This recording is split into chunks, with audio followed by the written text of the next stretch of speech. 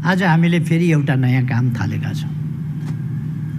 हामी लगातार एकपछि अर्को नयाँ उचाइका नयाँ कामहरूको थालनी गरिरहेका छौँ। मैले त यो हिजै हुन्छ भन्ने ठानेर हिजो नयाँ वर्षको शुभकामना सन्देशमै केही घन्टापछि भनेको अलिक धेरै केही घन्टापछि पो रहेछ। खैर, हिजोको आज एक दिन सरेर पनि केही भएन। हामीले यस कार्यक्रमलाई सफलतापूर्वक अगाडि बढाएका छौँ र एउटा नयाँ सुरुवात आजबाट गरेका छौँ।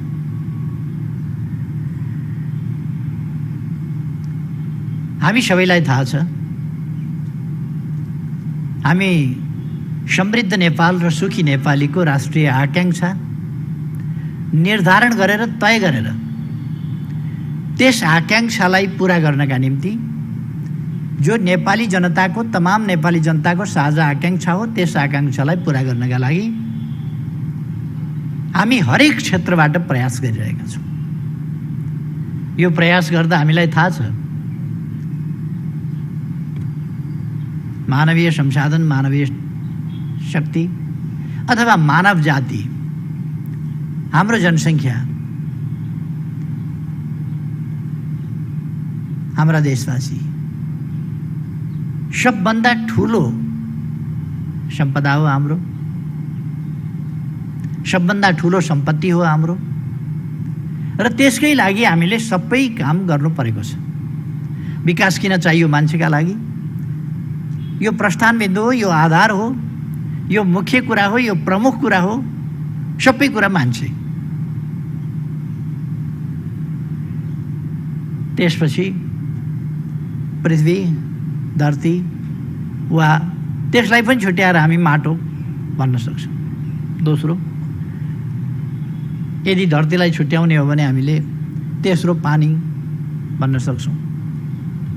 यसरी यसका सिलसिला हामी लान सक्छौँ। तर मान्छे बस्ने, घर बनाउने, उद्योग खोल्ने, कार्यालय बनाउने, बाटा बनाउने, गाडी कुदाउने, एयरपोर्ट बनाउने, प्लेन बसाउने, उडाउने, सबै काम वैज्ञानिक खोज, अध्ययन, अनुसन्धान, प्रयोग जे गर्छौँ धरतीमै गर्छौँ, माटोमै गर्छौँ। त्यस कारण यो माटो, यसको विकास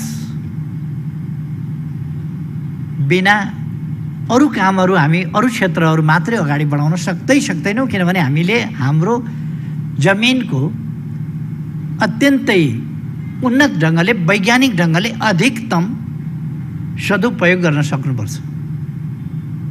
यसको सदुपयोग पहिलो कुरा त मानिसलाई बाँच्नका लागि खानेकुरा चाहिन्छ। खाद्यान्न, खाद्य वस्तु वा जडीबुटी वा औषधि जे पनि यसै माटोबाट, यसै धरतीबाट आउने हो। बोट बिरुवा आदि इत्यादि सबै यसैबाट आउने हो। त्यसकारण अन्न बाली, सब्जी, फलफुल सबै यसैबाट आउने भएको हुनाले यसको हामी अधिकतम सही सदुपयोग कसरी गर्न सक्दछौँ, त्यसमा हामीले चिन्तन गर्नुपर्छ। मान्छे त यस्तो प्राणी हो कि यो मान्छे यदि धरतीमा हुँदैन थियो भने यो धरतीको मात्रै होइन, सृष्टिकै अर्थ हुँदैन थियो। यो पृथ्वी यदि मानिस थिएन भने के कामको हुन्थ्यो र? यो बुध जस्तै हुन्थ्यो, यो मङ्गल जस्तै हुन्थ्यो, यो शनि जस्तै हुन्थ्यो, यम या वरुण जस्तै हुन्थ्यो, यो निर्जन हुन्थ्यो, यो निरस हुन्थ्यो। यसको सुन्दरता, यसको सृजनशीलता, यसको जीवन्त प्रकृति, यो सबै बुझ्ने, त्यसको सदुपयोग गर्ने, त्यसको सुन्दरताको आकलन गर्ने, त्यसको उपभोग गर्ने, त्यसलाई अझ सिँगार्ने मान्छे नभए त केही पनि हुँदैन थियो। मान्छे नभए धरतीको अर्थ हुँदैन थियो, सौरमण्डलको अर्थ हुँदैन थियो, सूर्यको अर्थ हुँदैन थियो, आकाश गङ्गाहरूको अर्थ हुँदैन थियो, अन्तरिक्षको अर्थ हुँदैन थियो, सृष्टिकै अर्थ हुँदैन थियो, केही पनि हुँदैन थियो। मानिसको त्यो महत्त्व छ। त्यसै कारण हामी मानव जातिको सुखद, सुरक्षित, संरक्षित भविष्य, संरक्षित सुखी, सुरक्षित भविष्य र सुरक्षित र सुखी भविष्य मानिसको चाहन्छौँ। यसै कारण हामीले त्यसका लागि समृद्ध नेपाल, सुखी नेपाली भनेका छौँ। त्यसबाट अहिले हामीले अरूले कसैले प्रेरणा ल्याउन् भन्न सक्दैनौँ, तर हामीले जुन मूल मन्त्र कोइन गरेका छौँ, जुन निर्धारण गरेको छौँ, त्यो असाधारण छ। समृद्ध नेपाल, सुखी नेपाली। यसलाई साकार पार्नका निम्ति हामी हरेक क्षेत्रमा विज्ञान र प्रविधिको प्रयोग गर्ने र हामीले निर्माणका कामहरू, अरू कामहरूमा पनि भनेका छौँ, हाम्रो इतिहास झल्किने र आधुनिकता टल्किने खालको। हामी हरेक चिजमा हाम्रो इतिहास बिर्सिँदैनौँ र हामी त्यसमा आधुनिकता टल्काउन चाहन्छौँ। हाम्रा गौरवहरूलाई अगाडि बढाउन चाहन्छौँ, संरक्षित गर्न चाहन्छौँ र त्यसलाई आधुनिकतामा ढाल्न चाहन्छौँ। आज हामीले गरेको कुरो त्यही हो। हाम्रा कार्यालयहरू छन्, ती कार्यालयहरूको कर्तव्य उही छ, तर त्यो कर्तव्य पुरा गर्ने तरिकामा हामीले परिवर्तन गरेका छौँ, फरक ल्याएका छौँ। महत्त्व त्यस कुरामा छ। उद्देश्य त सेवा गर्ने हो जनताको, जनतालाई सेवा सुविधा पुर्याउने हो हामीले, तर पुर्याउने तरिकामा भिन्नता छ। हिजोभन्दा आज हामी उन्नत ढङ्गले पुर्याउन सक्छौँ। आज हामीले मेरो कित्ता, यो माई प्लटवाला कार्यक्रम, मेरो कित्ता, यस कार्यक्रमको हामीले आज सुरु गरेका छौँ। म अत्यन्त हर्ष व्यक्त गर्न चाहन्छु, यसमा खुसी व्यक्त गर्न चाहन्छु। यो असाधारण उपलब्धि हो। यसका तत्कालका 3वटा लक्ष्यहरू अघि सचिवजीले हो कि डाइरेक्टरजीले हो, 3वटा लक्ष्यहरू राख्नुभयो। Lace face, lace paper, cashless. Lace face, lace paper, अथवा मानिसको प्रत्यक्ष उपस्थिति कम होस्, कि मानिसको प्रत्यक्ष अनुहार आउने कुरा या उपस्थिति हुने कुरा कम गर्ने, कागजको प्रयोग कम गर्ने र पेपर के अरे पेपर मनीलाई के भन्छ, क्यास होइन, हामीले चेक चलाउने, त्यस प्रकारको सिस्टमतिर हामी अगाडि बढ्ने। क्यासलेस अर्थात् यसका लागि हामीले एक सूत्रमा भन्दाखेरि डिजिटल नेपाल भन्यौँ।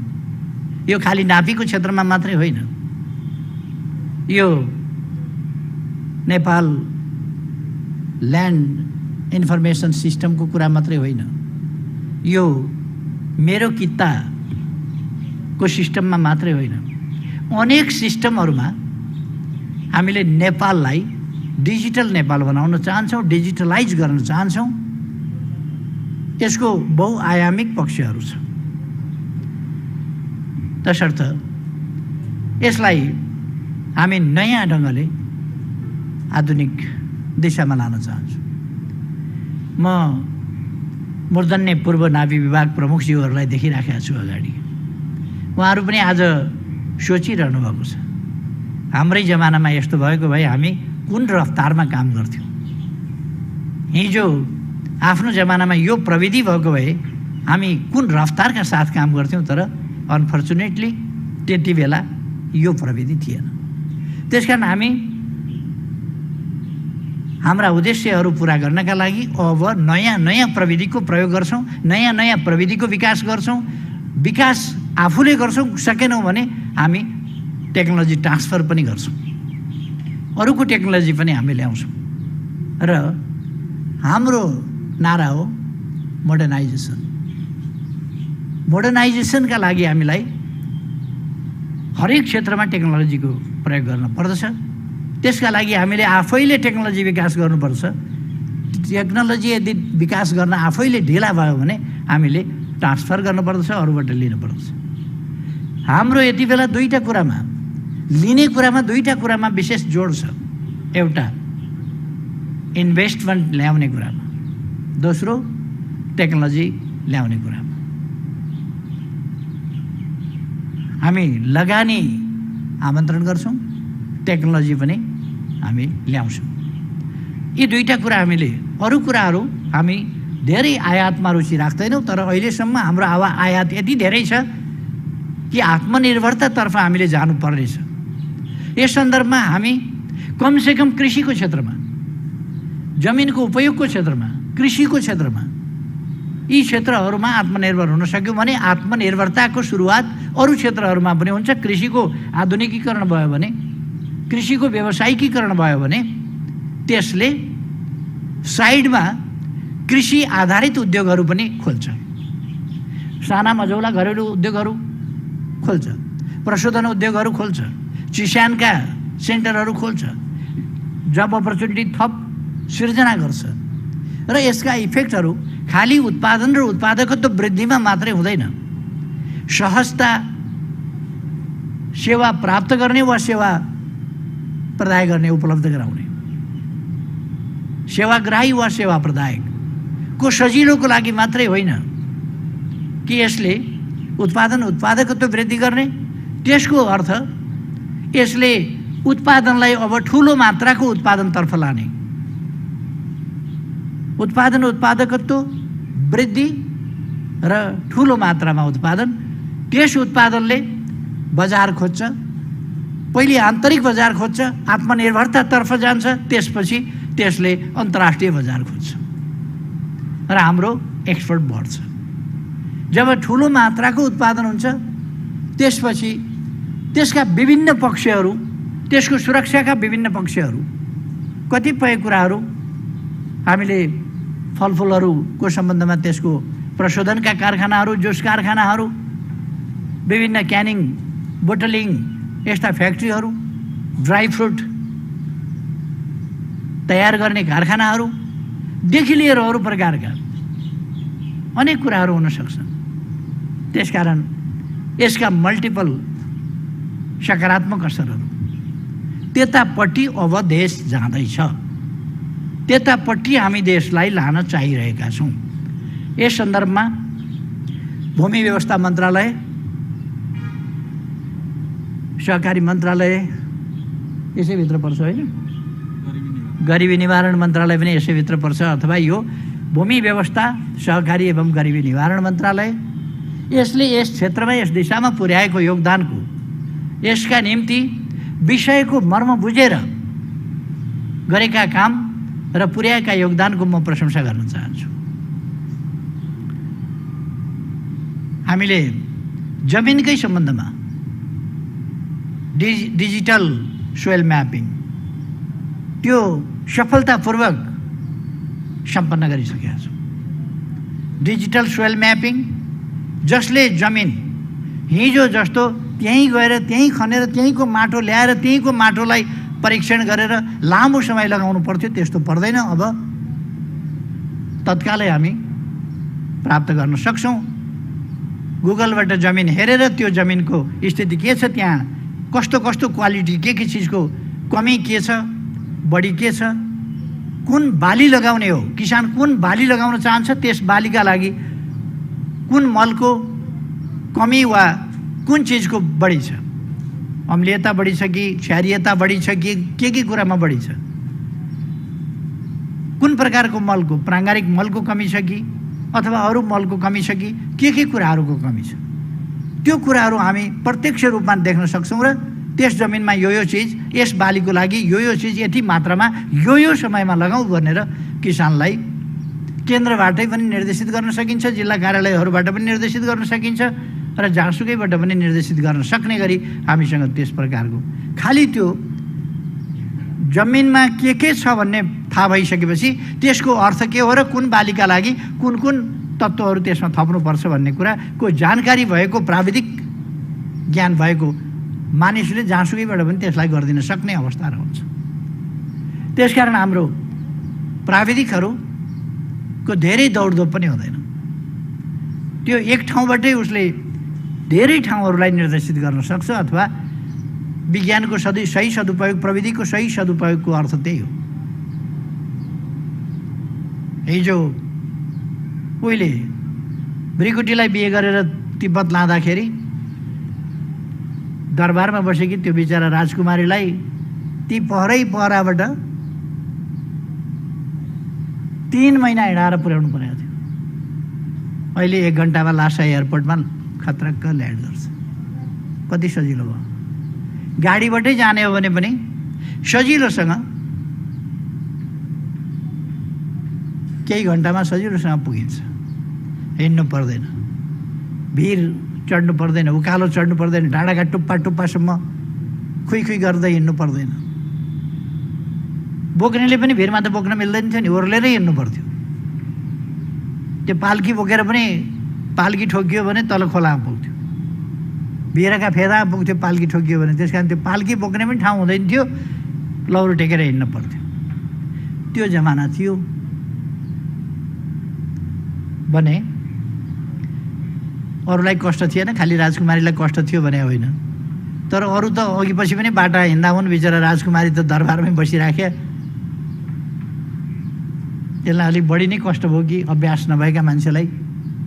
खैर, आज विज्ञानले प्रविधिको विकास गरेको छ, र विज्ञान र प्रविधिको विकासले, खास गरी 20औं शताब्दीमा भएको विज्ञान र प्रविधिको तीव्रतर विकास, त्यसले धेरै कुरामा सजिलो पारेको छ।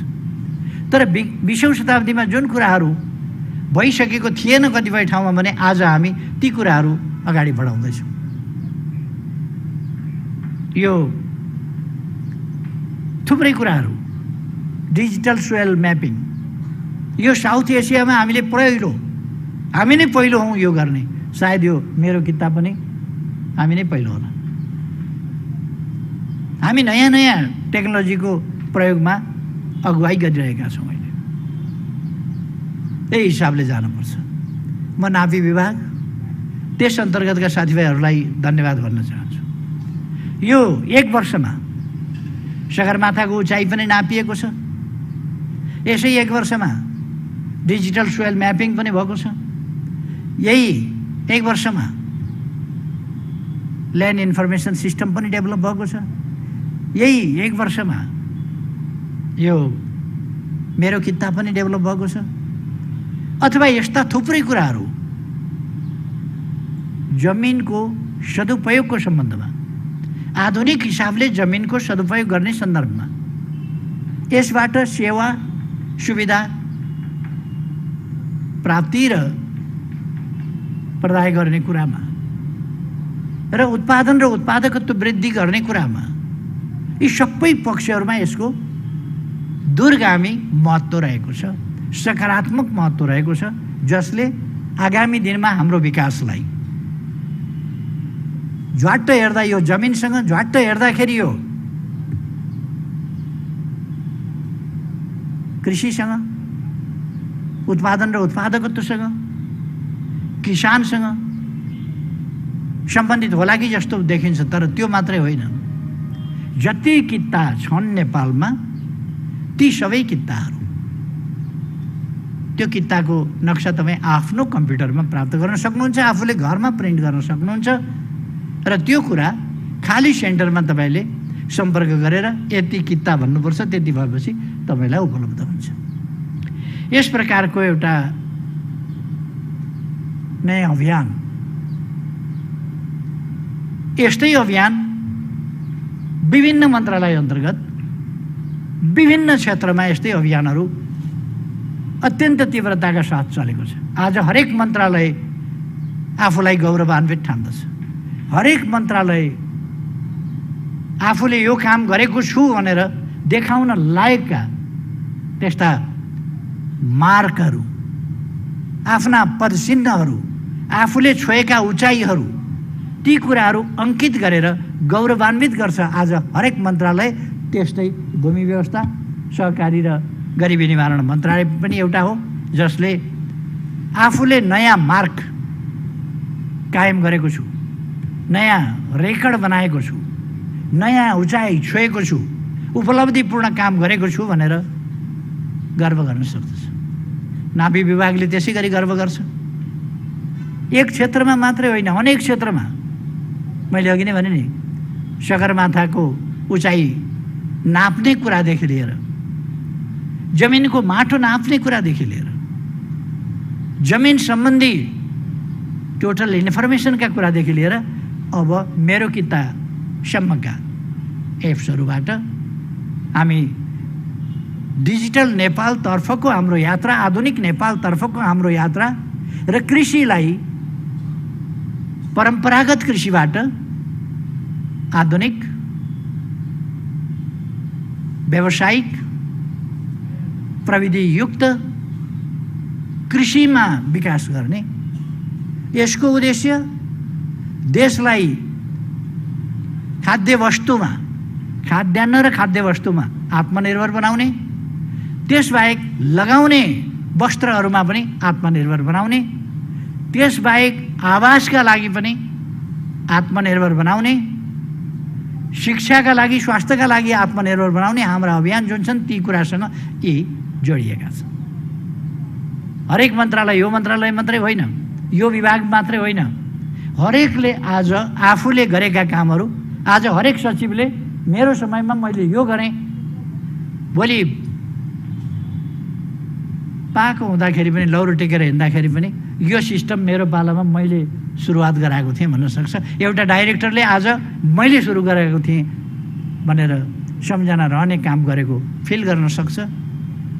र कर्मचारीहरूले हामीले मेहनत गरेका थियौँ, हाम्रो पसिना यसमा छ, हाम्रो मेहनत यसमा छ भनेर गर्व गर्ने ठाउँ बनेको छ। र यो गर्वहरूको एउटा हामी हाम्रा उपलब्धिहरू प्रति गौरवान्वित हुन सक्छौँ र त्यस ढङ्गले हामी अगाडि बढिराखेका छौँ। राष्ट्र निर्माणको हाम्रो अभियान यही नयाँ भिजनका साथ, नयाँ सोचका साथ, नयाँ सङ्कल्पका साथ हामी अगाडि बढाउँछौँ, बढाइरहेका छौँ र अझ अगाडि बढाउँछौँ। यस्ता उपलब्धिहरू र यस्ता प्रयोगहरूले थप उपलब्धि, थप प्रयोग, थप रिसर्च, यस्ता पक्षहरूतिर हामीलाई अझ बढी प्रेरित गर्नेछ, हौसला प्रदान गर्नेछ। यी सफलताहरूले आत्मविश्वास हाम्रो बढाउनेछ र अन्ततोगत्वा नेपाली हुनुमा हामीलाई गर्व गराउनेछ। हामी नेपाली हौँ, हामी गर्न सक्छौँ, हामी नयाँ नयाँ कामहरू गर्न सक्छौँ। हामी साना छौँ भनेर, हामी गरिब छौँ, पछाडिएका छौँ भनेर अलिकति हाम्रा आनी बानीमा सुधार गर्न पर्नेछ। खाद्य वस्तु हामीलाई पुग्ने गरी हाम्रो देशमा उत्पादन छ, तर हाम्रो गलत बानीका कारणले खाद्य वस्तु हामीलाई पुगिराखेका छैन, खाद्यान्न पुगेका छैन, खाद्य सामग्री पुगेका छैन। अलिकति हाम्रा आनी बानी परिवर्तन गऱ्यौँ भने हामीलाई ती कुराहरू पनि पुग्छ। आनी बानीमा परिवर्तन गर्नु छ र हामीले हिँड्नुपर्ने बाटो तीव्रताका साथ सहज ढङ्गले हामी अगाडि बढ्नुपर्नेछ, हिँड्नुपर्नेछ। अब म धेरै समय लिन चाहन्न। तपाईँहरूलाई धेरै धेरै धन्यवाद छ। मुख्य सचिवले यी सबै सरकारी कामहरूको ब्युरोक्रेसीको समन्वय गरिरहनु भएको छ। म उहाँलाई पनि धन्यवाद भन्न चाहन्छु। मन्त्रीजीलाई पनि धन्यवाद भन्न चाहन्छु, सचिवजीलाई धन्यवाद भन्न चाहन्छु, महानिर्देशक निर्देशकज्यूहरूलाई धन्यवाद भन्न चाहन्छु, अरू साथीहरूलाई धन्यवाद भन्न चाहन्छु। हामी भूमिलाई कसरी व्यवस्थित गर्ने भन्ने सम्बन्धमा हामीले भूमि आयोग निर्माण गरेका छौँ र त्यसले अब जमिन एकातिर, धनी पूर्जा एकातिर, बसोबास एकातिर, यस प्रकारको स्थितिलाई अन्त्य गरेर त्यसले सुकुम्बासी समस्या, अव्यवस्थित बसोबासको समस्यादेखि लिएर अनेक प्रकारका समस्याहरू जो भूमि सम्बन्धी अनसोल्भ समस्या छन् तिनीहरूलाई समाधान गर्न कम्मर कसेर त्यो लागेको छ। अर्को भूमि आयोग, त्यसले काम अगाडि बढाउनेछ। कृषिको आधुनिकीकरणको सम्बन्धमा हामीले प्रधानमन्त्री कृषि आधुनिकीकरण कार्यक्रम, त्यस अन्तर्गत अनेक सुपर जोन, जोन, अरू पकेट आदि यस्ता क्षेत्रहरू तोकेर एउटा ड्राइभ गर्न खोजेका छौँ। र हामी खुसीको कुरा हो कि अहिलेसम्ममा हामी मत्स्य पालन, माछा, मासु, दूध, अन्डा यी कुराहरूमा आत्मनिर्भर भइसकेका छौँ। अलिकति हामीले ध्यान दिने बित्तिकै हामी सागसब्जीमा आत्मनिर्भर हुन सक्छौँ, खाद्य वस्तुमा सम्पूर्ण कुरामा आत्मनिर्भर हुन सक्छौँ। त्यस दिशामा हामी तत्काल जान जरुरी छ। हाम्रो जस्तो उर्वर देश, हाम्रो जस्तो जमिन, हाम्रो जस्तो सिँचाइका निम्ति सुविधा भएका खोला नाला आदि भएको यस्तो मेहनती देश खाना लाउन पनि नपुग्ने हाम्रो उत्पादन हुनसक्छ। यो अत्यन्तै हाम्रा निम्ति अशोभनीय, हामीलाई सुहाउँदै नसुहाउने कुरा हो। त्यसकारण यो नसुहाउने कुरा हामीले अन्त्य गर्नुपर्दछ र हामी खाद्यान्न खाद्य वस्तुका निर्यातक देश हुनुपर्दछ, आयातक होइन। हामीले यस्ता कुराहरू आयात गर्ने कुरा केही वर्षभित्रै छोटो अवधिमै अन्त्य गर्नुपर्दछ। मैले 2-3 वर्षभित्र यी कुराहरूलाई अन्त्य गर्ने तर्फ सोचिरहेको छु र यसअनुसार काम हामी विभिन्न ढङ्गले गरिरहेका छौँ। हाम्रो व्यापार असन्तुलन जो भयावह छ त्यसलाई विगत केही वर्षदेखि हामी 2-3 वर्षदेखि क्रमशः घटाउँदै आएका छौँ र हरेक वर्ष ग्यापलाई अलिक न्यारो डाउन गर्ने, ग्यापलाई घटाउँदै जाने काम हरेक वर्ष हामी गर्दै आएका छौँ र अब व्यापार घाटाको या व्यापार असन्तुलनको ग्याप, जुन असन्तुलनको स्थिति छ त्यसलाई थप असन्तुलन हुन दिँदैनौँ, हामी त्यसलाई सन्तुलनतिर लान्छौँ। म आग्रह गर्न चाहन्छु, यस्तो बेलामा हामीले कोभिड-19ले हामीलाई 1 वर्ष धेरै थिल्थिल्यायो, जनधनको क्षति गर्यो, हाम्रो अर्थतन्त्रको क्षति गर्यो, हाम्रो शिक्षामा व्यवधान पुर्यायो, हाम्रो स्वास्थ्य स्थितिलाई गम्भीर चुनौती दियो, तर हामीले सम्हाल्यौँ त्यसलाई। अब फेरि कोभिड-19 दुनियाँका कतिपय देशहरूमा अत्यन्त तीव्रताका साथ बढिरहेको छ। हिजो मात्रै 1,84,000 भारतमा एक दिनमा थपिए। 1,88,000 1,88,000 एक दिनमा थपिए भने हाम्रो छिमेक जोसँग हाम्रो खुल्ला बोर्डर छ, आवागमन अत्यन्त व्यापक छ, त्यस्तो ठाउँमा दिनमा 1,88,000 थपिँदैछ भने हामी सतर्क हुनुपर्छ। हामीले बोर्डरलाई सतर्कताका साथ हेर्न पर्दछ। हामी आफू स्वास्थ्य मापदण्डहरू यी कुराहरूलाई गम्भीरताका साथ ध्यान दिनुपर्छ र हाम्रो जनजीवनलाई बढी क्षति हुन नपाओस्। हामीले अब भ्याक्सिन सुरु गरिसकेका छौँ। 18-19 लाखले भ्याक्सिन लगाइसकेका छौँ। क्रम अगाडि बढेको छ, तर अहिले 600 लगभग हिजो पुगिसक्यो। प्रतिदिन 600 पुग्नु हाम्रा निम्ति हामीले 50 को आसपासमा, 50 को हाराहारीमा दैनिकमा नियन्त्रण गरिसकेका थियौँ, तर त्यो 600 पुगेको छ भने फेरि बढ्दो क्रम देखिएको छ। यसलाई रोक्न सबै जनता सजग सचेत रहन आवश्यक छ र यस पक्षलाई ध्यानमा राखेर हामी अगाडि बढ्न आवश्यक छ। म यसतर्फ पनि सबै दाजुभाइ दिदीबहिनीहरूलाई आग्रह गर्न चाहन्छु। अब अहिले मैले यस सन्दर्भमा धेरै भन्नु छैन। हामी हरेक दिन 1 पाइला अगाडिको नारा लिएर, हरेक दिन 1 पाइला अगाडि हाम्रो नारा हो। हाम्रो क्रियाकलाप पनि त्यस्तै छ, हरेक दिन 1 पाइला अगाडि। नेपाल हरेक दिन 1 पाइला अगाडि। हामी हरेक क्षेत्रमा गरेर 1-1 पाइला अगाडि बढिरहेका छौँ, 1-1 सिडी माथि उठिरहेका छौँ विभिन्न ढङ्गले। त्यसै कारण हामीले यस बीचमा पनि अब अल्प विकसित राष्ट्रबाट विकासशील राष्ट्रमा प्रमोसन हुने, बढोत्तरी हुने सन्दर्भमा सिफारिस भइसकेका छ। हामी सिफारिस हुनु भनेको हामी डिक्लेयर हुनु सर हो। हामी त्यस बिन्दुमा पुगिसकेका छौँ। सन् 2030 सम्ममा दिगो विकास लक्ष्य, त्यसका सम्पूर्ण प्यारामिटर हामीले पुरा गरिसक्छौँ। त्योभन्दा अगाडि पुरा गरिसक्छौँ र हाम्रो तीव्र रफ्तार हुन्छ। हामी कच्चा पदार्थ आफ्नै देशमा उत्पादन गर्न अब 3 वर्षभित्रमा हामी आफ्नै आइरन एन्ड स्टिल फ्याक्ट्री स्थापना गर्ने गरी दौवादीबाट फलाम खानीबाट फलाम निकाल्छौँ, त्यसलाई प्रशोधन गर्छौँ, आइरन स्टिल, त्यसपछि अटोमोबाइल्स आदिका कुराहरू त्यसपछि हामी अगाडि बढाउँछौँ। र हाम्रो अबको जोड हामी क्लिन इनर्जीतर्फ, हामी पेट्रोल डिजेलबाट चल्ने गाडी, पेट्रोल डिजेलबाट चल्ने उद्योगभन्दा इलेक्ट्रिसिटीको प्रयोग गर्ने तर्फ जाँदैछौँ। अत्यन्तै अस्वाभाविक ढङ्गले अप्पर तामाकोसीको काममा अस्वाभाविक ढङ्गले ढिलाइ गरिएको छ। मैले यसतर्फ अलिकति विशेष ध्यान राख्नुपर्ने, रुचि बढाउनु पर्ने जस्तो देखेको छु। अप्पर तामाकोसीको काममा जुन ढिला सुस्ती छ त्यो अस्वाभाविक असाधारण छ। लगभग 1 वर्षदेखि म एउटै कुरा सुनिराखेको छु कि एउटा सानो मेसिन के त्यहाँ जडान गर्न छ।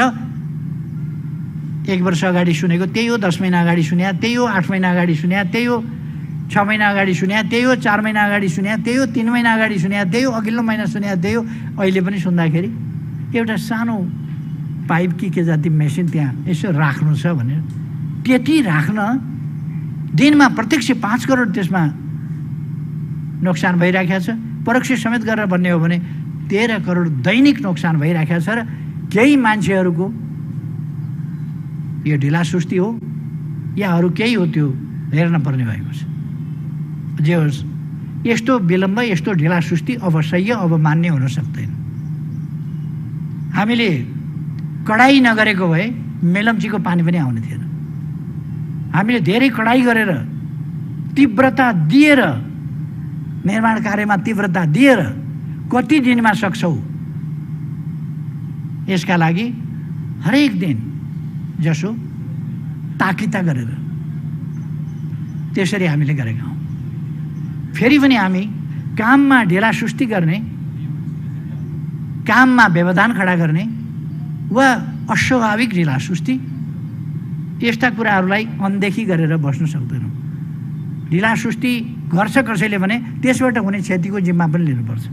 चाहे देशभित्रको प्रश्न होस्, चाहे देशभित्रको ठेका कम्पनीहरूको प्रश्न होस्, तर विलम्ब स्वीकार्य हुन सक्दैन।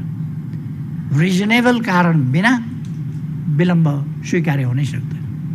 अर्थात् हामी तीव्र रफ्तारमा देशको विकास गर्न चाहन्छौँ र यसमा व्यवधान कतैबाट आएको कुरा हामीलाई स्वीकार्य हुन सक्दैन, मन्जुर हुन सक्दैन र त्यसमा हामीले शक्ति साथ प्रस्तुत हुनुपर्ने खण्ड आउँछ। जे होस्, आज एउटा धेरै महत्त्वपूर्ण काम भएको छ। महत्त्वपूर्ण फड्का हामीले मारेका छौँ, महत्त्वपूर्ण उचाइ हामीले छोएका छौँ। एउटा नयाँ मार्ग हामीले फेरि कोरेका छौँ, छोडेका छौँ। यसका निम्ति म सबै योगदानकर्ताहरूलाई विशेष धन्यवाद भन्न चाहन्छु।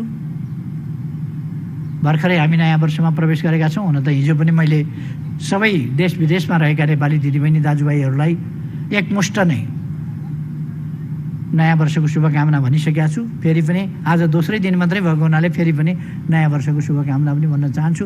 यहाँहरू सबैमा यो उत्साह कायम रहोस्, यो उत्साह बढ्दै जाओस्, देश विकासका लागि, कर्तव्य परायणताका लागि। र यहाँहरूलाई प्रशंसा गर्दै रहन पाइयोस्। यसै गरी यहाँहरूको स्वास्थ्य राम्रो होस्। सबैमा धेरै धेरै शुभकामना साथ आफ्नो भनाइ टुङ्ग्याउँछु। धन्यवाद।